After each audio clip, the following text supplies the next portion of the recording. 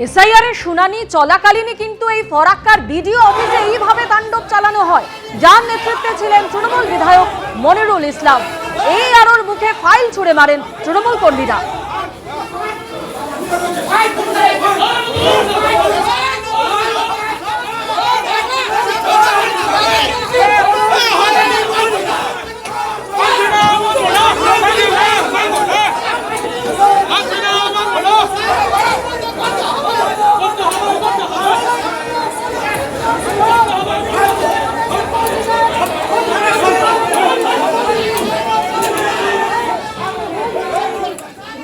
স্থানীয় স্তরে খবর নিয়ে ওরা দেখবেন।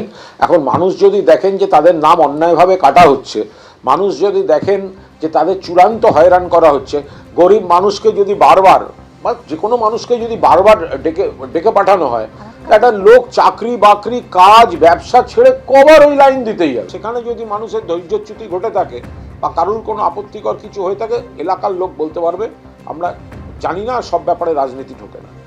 একদিকে আপনারা ছবি দেখতে পেলেন ফারাক্কা বিডিও অফিসে কিভাবে তৃণমূল বিধায়কের নেতৃত্বে একদম তাণ্ডব চললো, অন্যদিকে ফর্ম 7 নিয়েও কিন্তু সংঘাত তুঙ্গে। কল্যাণীর ছবি দেখতে পাচ্ছেন আপনারা, যেখানে মুখোমুখি তৃণমূল এবং বিজেপি।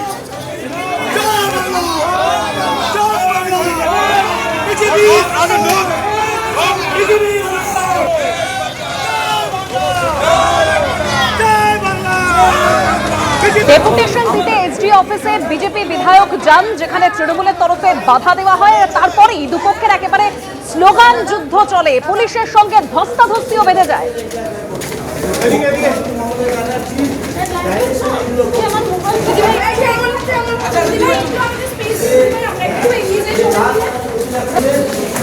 এবং আপনার সমস্ত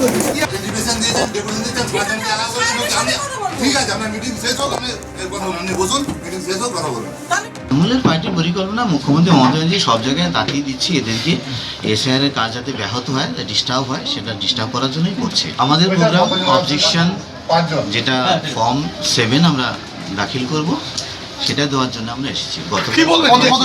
অ্যাডিশনাল সিইওর সাথে আমাদের সাথে কথা হয়েছে এবং তারা বলেছেন তাদের ইনস্ট্রাকশনই। এখানে আছে 200-300 আছে। আমাদের কাছে এটা খবর আছে, অলরেডি এখানকার বিধায়ক অম্বিকা রায়, কল্যাণী বিধানসভার, যিনি এই 5 বছরে কোনোদিনও দেখা দেননি। আপনারা দেখবেন 2-3 দিন হলো বিভিন্ন জায়গায় উনি ঘুরছেন। যাদের ভোটের মাধ্যমে তিনি আজকে বিধায়ক হয়েছেন, আজকে তাদের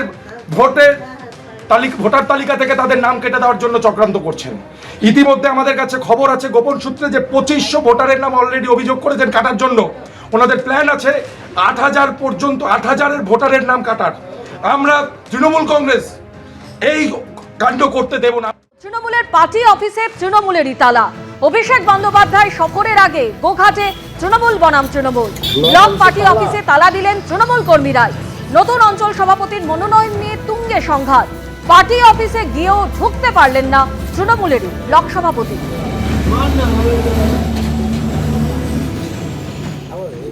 বর্তমান ব্লক সভাপতি উনি ওনার মতন অঞ্চল সভাপতি গঠন করে পাঠাচ্ছেন এবং যাকে পাঠিয়েছেন উনি হচ্ছেন পঞ্চায়েত ভোটের নির্দল প্রার্থী হয়ে খেটেছিলেন। ওই ব্যক্তিকে অঞ্চল সভাপতি আমাদের করছেন আমাদের ব্লক সভাপতি কাজল রায়। ওনাকে অঞ্চল সভাপতি করলে কিন্তু আমরা এই জায়গাটায় মুখ্যমন্ত্রীকে ভোট দিতে পারবো না। তাই বলছি, যদি ওনাকে ওখান থেকে অঞ্চল সভাপতিকে যদি না সরানো হয়, আমাদের এই বৃহত্তর আন্দোলন চলবে। দেখছি আমাদের দলের কিছু কর্মী তাদের রাগ অভিমান আছে কি অফিসে চাবি মেরেছে শুনলাম আমি, তো আমি দলকে বিষয়টা জানিয়েছি। দল যা সিদ্ধান্ত নেবে সেটা মাথা পেতে নিয়ে কাজ করবে। অঞ্চল সভাপতি কারা তৈরি করছে সেটা তো অভিষেক বন্দ্যোপাধ্যায় বলতে পারবে। আমার কাছে এখনো তথ্য নেই যে সেই বিষয়টা তারা জানলে কীভাবে জানতে পারছে। এটা ভুল ধারণা, এটা অনুমান করে তারা কিছু করতে পারে হয়তো, তাছাড়া অন্য কিছু। দলটাতে তো কোনো ভালো লোকের স্থান নেই। যত বালি চোর, গরু চোর, কয়লা চোর, যারা যত টাকার ভাগ বেশি দিদিমণিকে দিতে পারবে তারা এই দলটাতে স্থান পায়।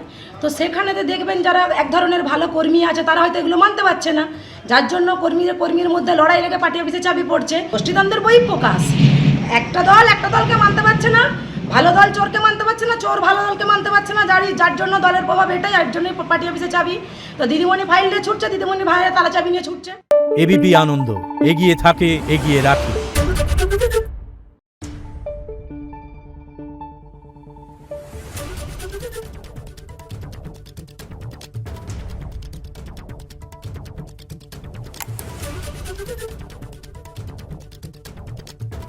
Thank you.